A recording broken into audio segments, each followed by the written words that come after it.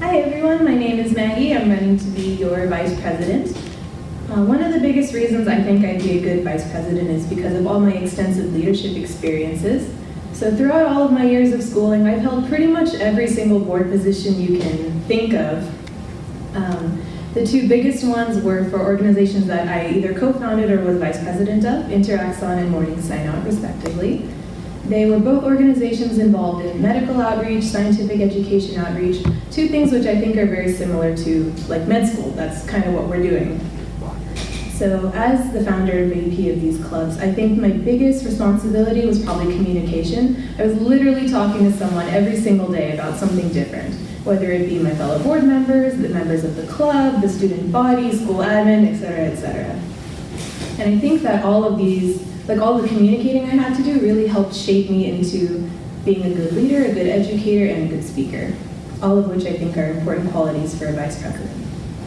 While these two organizations were my biggest time commitments in college, I was part of several other smaller clubs as board members, including one where they were like, hey, you're gonna be our webmaster, you're gonna design a website. And I was like, oh Lord, I don't know HTML. So that was fun.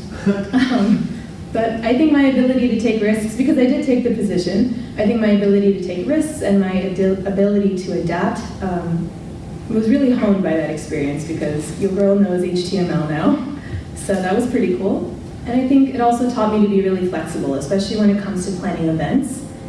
Even from something as small as a fundraiser, to something as large as like a big formal banquet at the end of the year.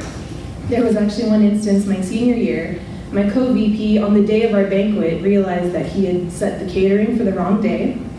And so literally 2 hours before the banquet, I gathered up all the board members and I was like, all right guys, we're cooking.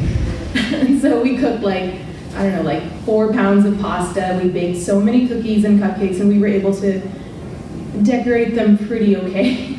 And we successfully pulled it off. So I think I'm pretty adaptable and pretty flexible, and that's another reason why I think I'd be a pretty good VP. One of the biggest duties of the vice president is to be a liaison between the class, so us, and the administration. I really want to be a voice for our class, and I really want to be an advocate for change, not only for us, but for all the future doctors that are going to come after us, especially since we're the guinea pigs right now for this curriculum. I know that there have already been some concerns in our short, less than a month of time here, like the timely uploading of course packs. We've had issues with Canvas, it's like hard to navigate. Exemplify doesn't work all the time, can't access our quiz reviews.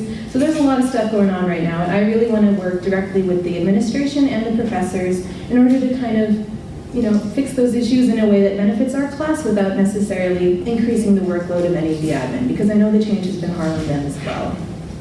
So just to sum it up, I think my extensive leadership experience as well as my desire to make this year the best possible for all of us, the combination of those two makes me a great kind of candidate for your vice president.